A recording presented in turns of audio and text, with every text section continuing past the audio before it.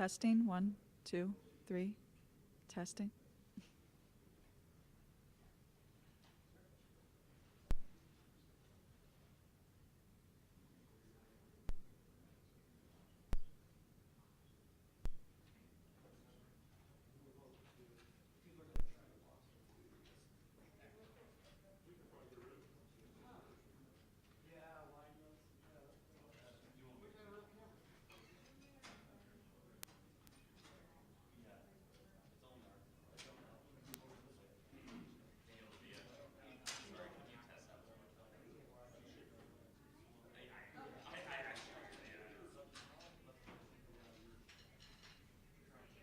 Testing.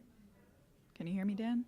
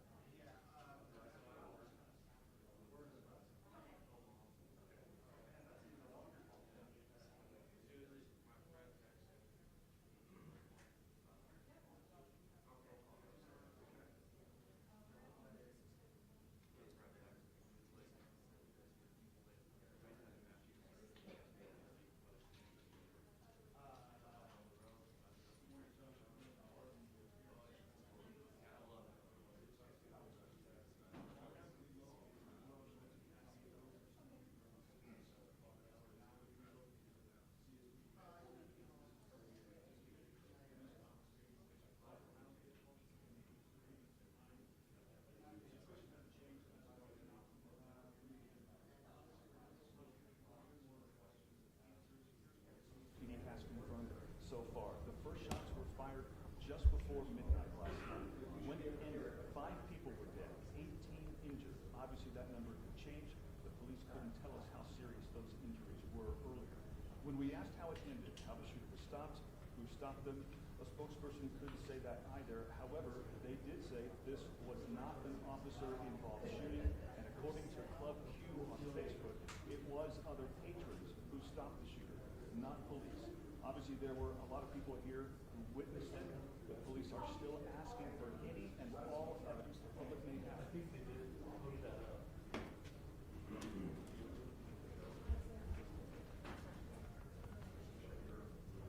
All right, I don't think you're hearing what you're supposed to hear, but they're basically asking if anyone had cell phone video, if they were driving by and have dash cam video, if they were at the club. But if you're all then they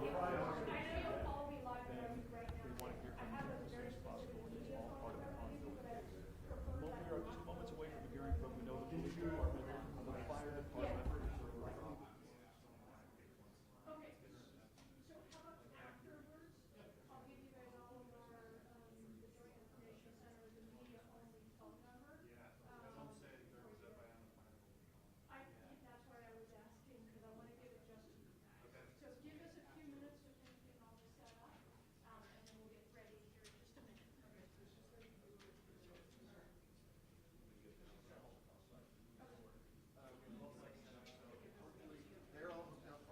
this works for them.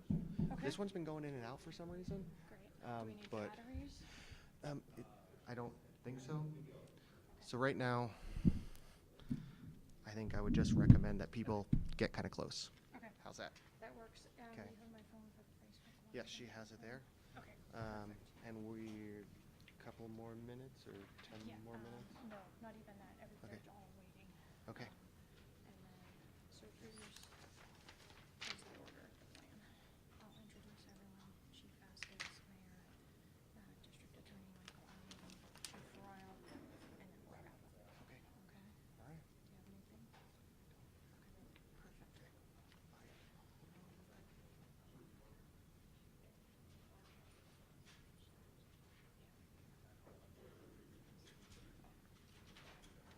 Yeah, no, it's too tight. Oh, yeah, no. I did that on this morning.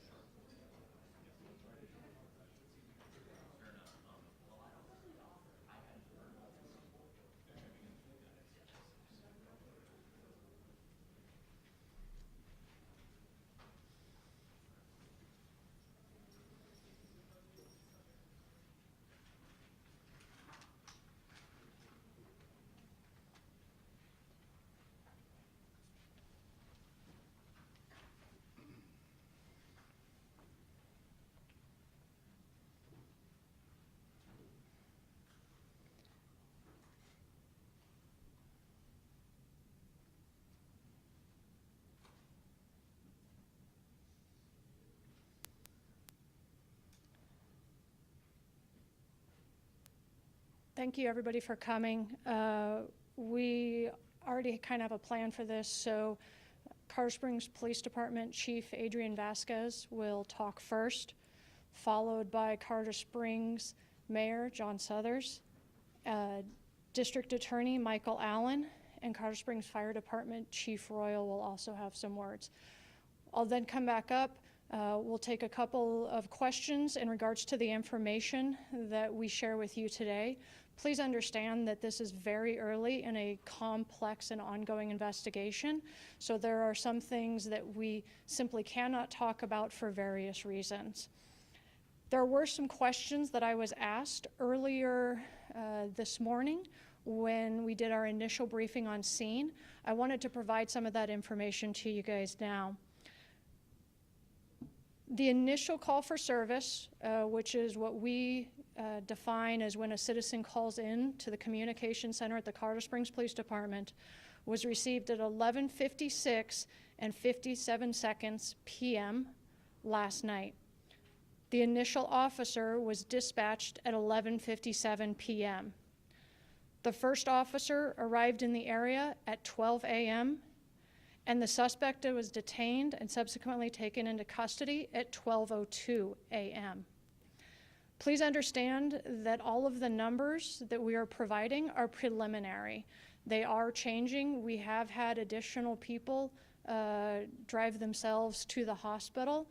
So everything that we're giving you is the information we have at this moment to the best of our knowledge, but it is subject to change.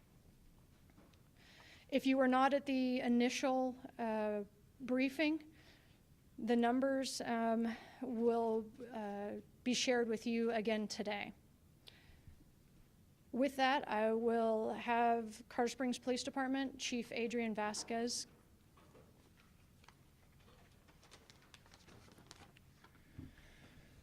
Well, good morning, everybody. Thank you for being here on this tragic day. I want to first express my condolences to those families who have lost the loved ones during this tragic event, and to those that were injured today during this tragic shooting. I want every citizen in our city to know that the men and women of the Colorado Springs Police Department stand with you during this tragedy. We are working tirelessly to ensure that justice for the victims in this senseless and evil shooting is given. Club Q is a safe haven for our LGBTQ citizens. Every citizen has the right to feel safe and secure in our city, to go about our beautiful city without fear of being harmed or treated poorly. I'm so terribly saddened and heartbroken. I also want to thank all of our first responders, our fire department, our police officers, sheriff's office, all of our medical personnel, whether they be transporting through AMR and other ambulance services, and all of our hospitals did a tremendous job during this undertaking. Thank you so much for all that you do every day.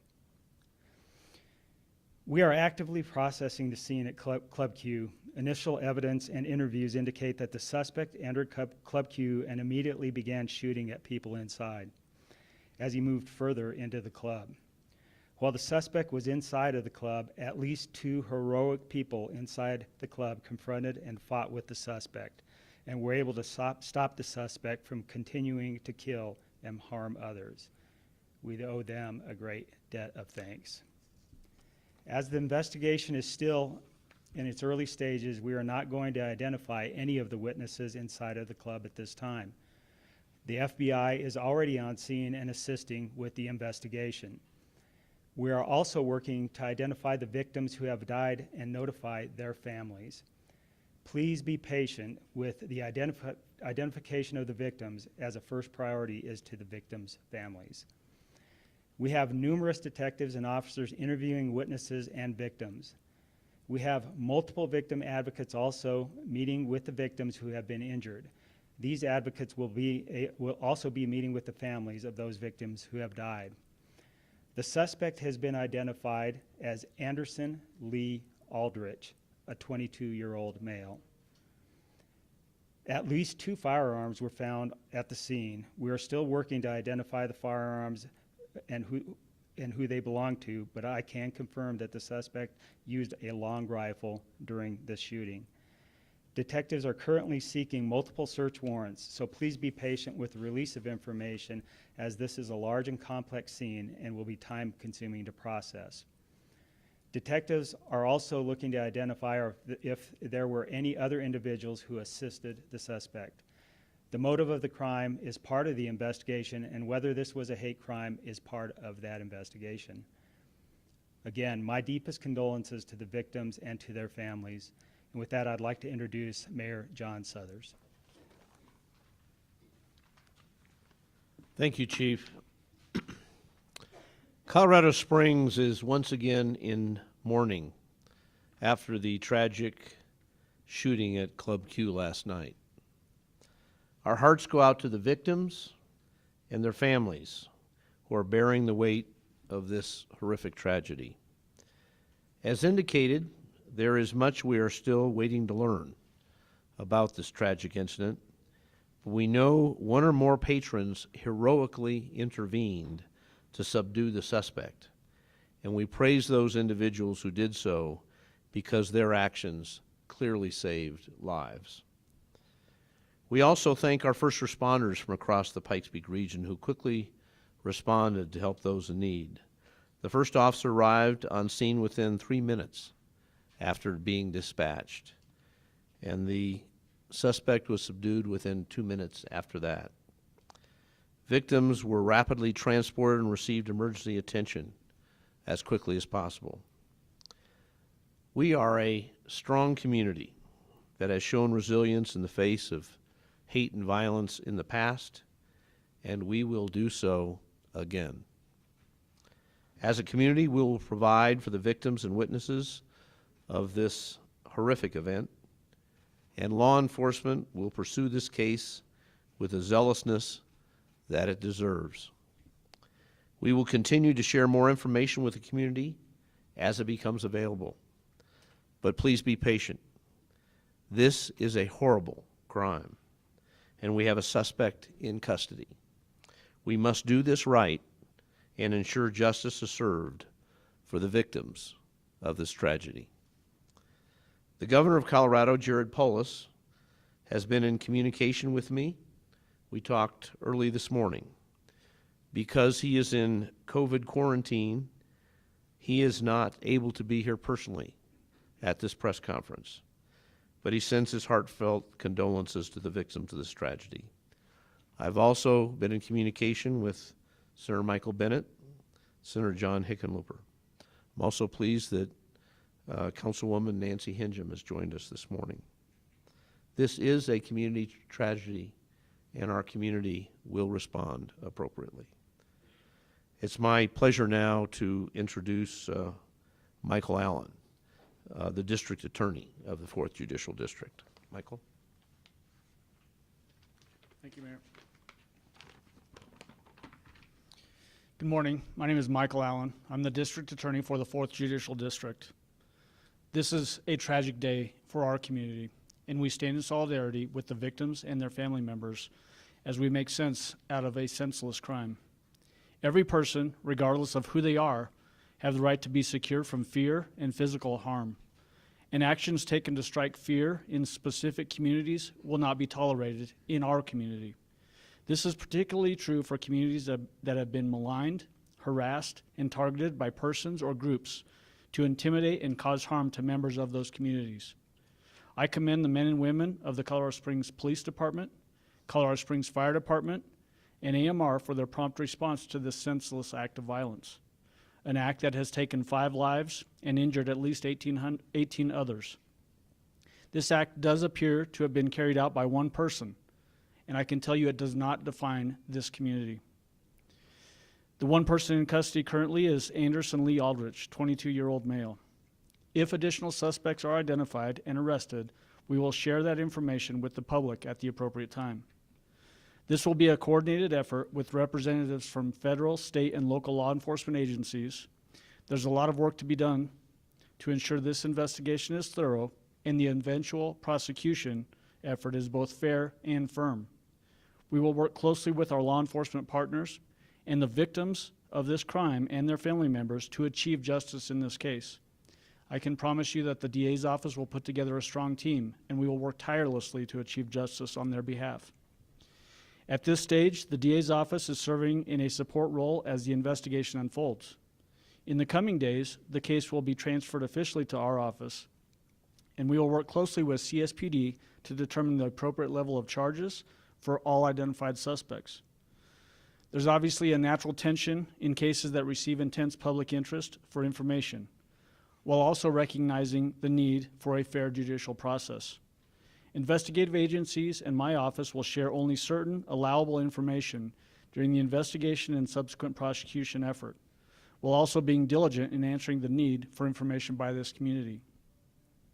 I want to reassure the community that there is no ongoing threat that we are aware of, and that we will put every effort into holding any perpetrators involved with this horrific act accountable. At this point, I would be glad to introduce Colorado Springs Fire Department Chief Randy Royal. Thank you. Again, I'd like to echo the fact that this was a sad night and a terrible day for our community. I do want to give a shout out and thanks to the police department for their actions. We have a great working relationship with them. but their actions directly made an impact on saving lives. And part of that was we have direct communications with the CSPD when we're on those scenes. And as soon as they had the suspect in custody, we were able to move our folks in there, our paramedics and firefighters, to start triaging and treating patients. We did not do it alone. An event like this takes the whole community, and we additionally used some regional partners. We had transports from American Medical Response, from CSFD units, from county units, which included Monument, Falcon, Fountain, and security ambulances as well. And they also helped us cover the rest of the city while this event was going on. Additionally, there were a few police cruisers that transported patients. And this is all to the benefit of the survivability of the men and women that we were working on. With those patients, we dispersed them to 3 different hospitals. Penrose Hospital received 7 of the patients. Memorial Central received 10, and Memorial North received 2. Our units were dispatched about 7 minutes, or arrived on scene about 7 minutes after notification. And again, with the Colorado Springs Police Department subduing the victim quickly and getting him cleared for us to come in. In a lot of circumstances like this, it would have been probably twice as long for us to get in there and start treating. And this one is as soon as we were on scene, we were able to move in there. Thank you again for the time.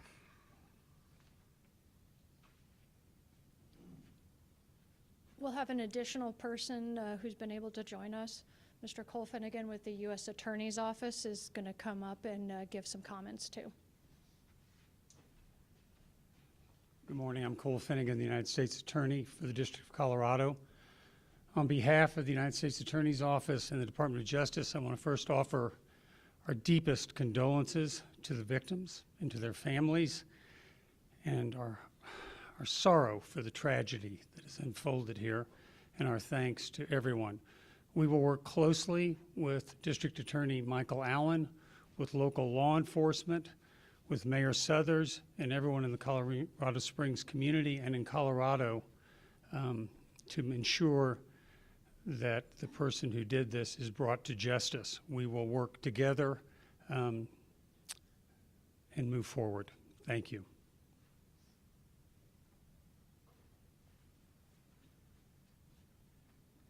So at this time, we'll take questions. I would also like to acknowledge that FBI ASAC, Leonard Carollo, is here, as well as representatives from Penrose Hospital, if there are questions that would be specifically and best answered by them.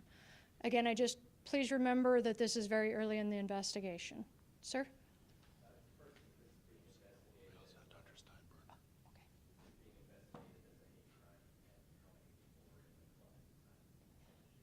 So the question was, is this being investigated as a hate crime, and how many people were in the club at the time of the shooting? Both of those are part of the investigation. With it being so early, we're not at a point where we can label this investigation as that.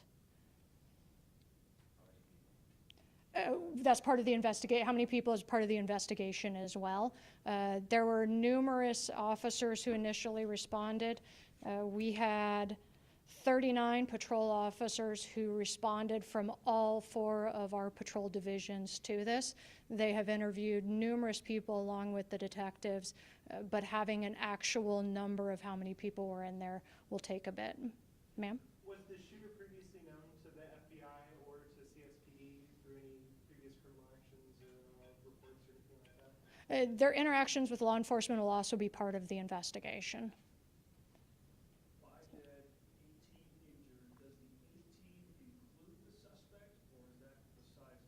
It does not. We separate the suspect from the victims who are injured. Could you describe the suspect's situation right now, the nature of his injuries, and at what point he's released from the hospital? So when he would be released is a medical decision. That wouldn't be proper for me to speculate on when the doctors will make that decision. And then your second question, repeat for me?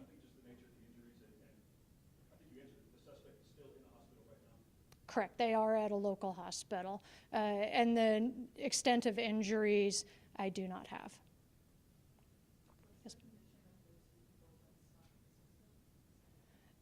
or if they were injured. To our knowledge, they were not. We're still trying to identify and speak to everybody.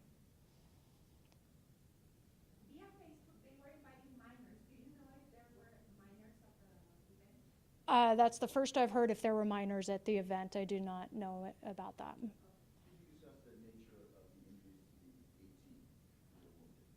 Yes. Well, sir, would you like to come up for Penrose and speak to them? And then we also have somebody to be able to speak from UC Health Memorial Hospital, Dr. Steinbrenner. Hello, I'm Dr. Bill Plouth, Chief Medical Officer for Penrose Hospital, and this my colleague, Dr. David Steinbrenner, we work CMO together of UC Health. quite a bit. So. Correct. So I can speak for Penrose Hospital. We've taken care of 7 members of our community. 2 remain in critical care, but are in excellent hands. The other 5 patients mainly had extremity injuries, and 2 have already been treated and released back to the community, and then the others have been admitted to the hospital or are still undergoing treatment for that.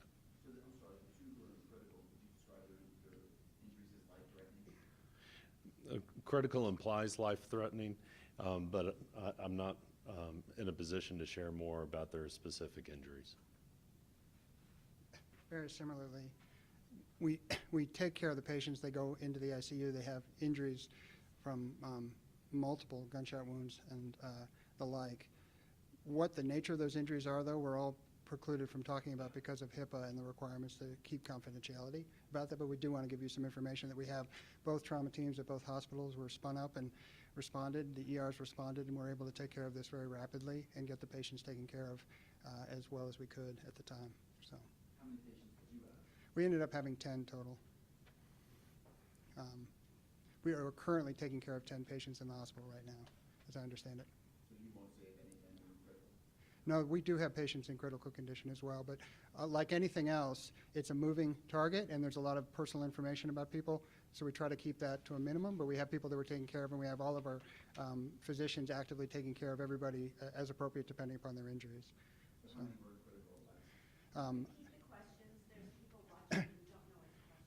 So go ahead.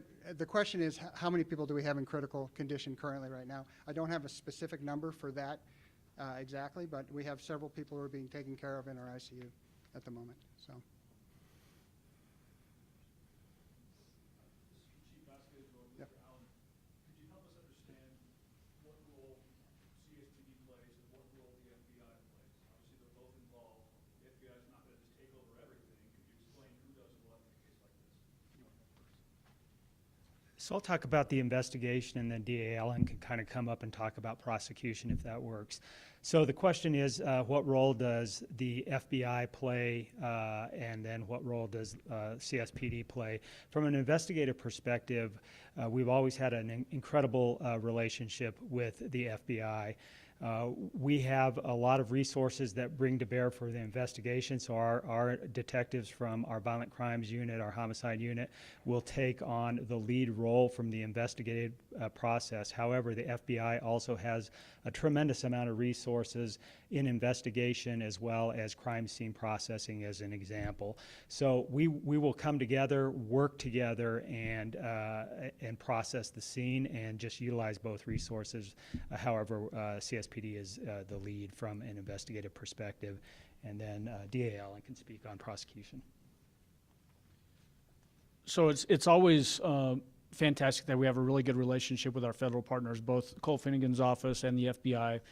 It is fairly routine that if there are any FBI agents involved in the investigative process, they will serve as witnesses in the state prosecution. And I can tell you that we have a strong interest in prosecuting this case in the community. It's important that this community see that this perpetrator is held accountable appropriately for his actions. It's also worth noting, though, that everybody that's charged with crimes, as will happen in this case, is presumed to be innocent until proven guilty beyond a reasonable doubt. It's always important to include that caveat.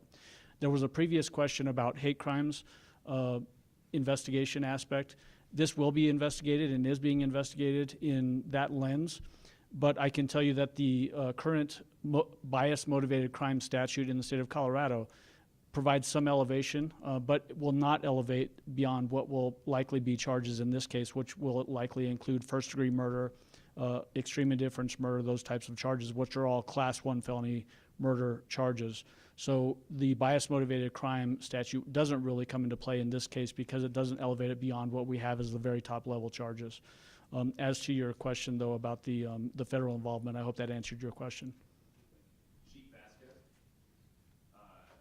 So there was an Anderson Lee Aldrich involved in a bomb threat in the Morrison Ranch neighborhood in 2021. Do you know if this is the same individual, and could you spell the individual's full name?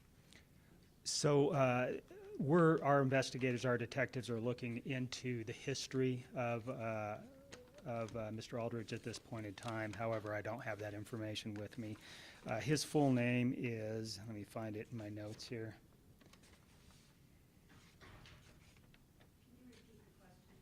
Yeah, the question is, in essence, were there other investigations prior to this one with this individual? And yeah, his name is Anderson Lee Aldrich, Aldrich, a 22-year-old male. I don't. So the question about prior potential incidents involving the same individual, there are certain protocol that we have to follow, and so when we can release information on that, we will. There's no further information that we can release as it relates to the prosecution investigation, as it relates to any prior cases of interest.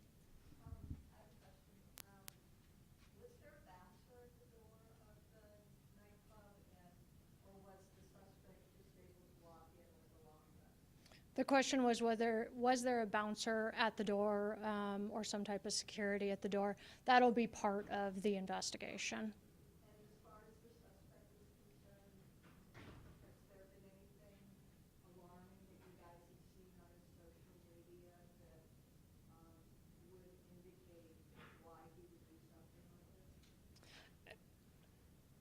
That was worded very similar to the motive for it, just was it posted on social media? And again, that'll be part of the investigation. Sir? Lieutenant, can you just confirm me, all 18 injuries, they were shot? No one got trampled or anything of that nature? We do have some injuries that were as a result of people fleeing. I don't know for sure that all 18 were shot.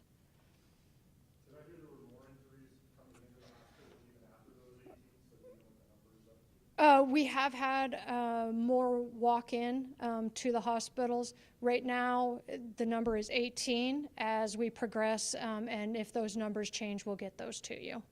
Yes, sir.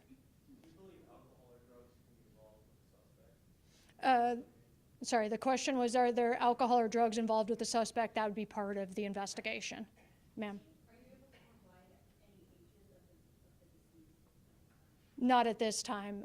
As everybody has said, our very first priority is notifying the victims' families and the next of kin. Once that's done, the process in our state is that the El Paso County Coroner's Office will determine cause and manner of death, but we will get that information out as quickly and as reasonably as we can with respect to the family. You're fine. The question was how many shots were fired. That'll be part of the investigation. That would not be something that we would be at liberty to say at this point in time, but it is part of the investigation, is any statements that the suspect or any witnesses say. Yes, sir.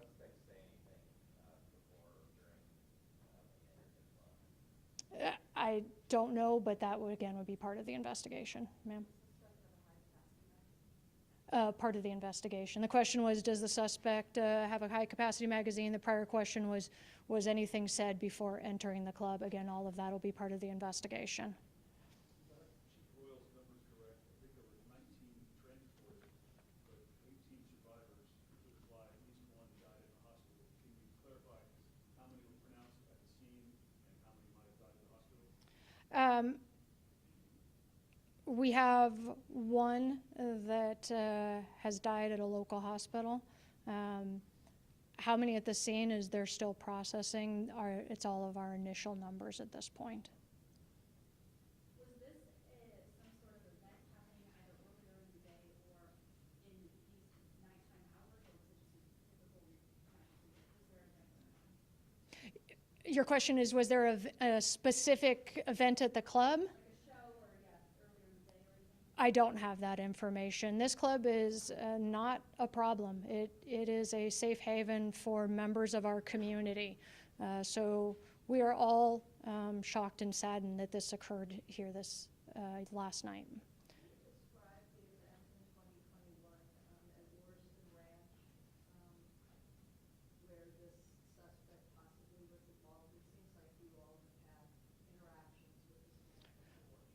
So I believe DA Michael Allen already addressed any prior or past contact with law enforcement, and as I said, all of that's part of the investigation. Anything else specific to what we've shared today? So if you can please follow our Twitter account. We will be sending out the next time we're going to have updated information, and if that's going to be released through a press conference or through a news release. For everybody, I will also get you names and spellings of all the speakers that were here today. Thank you.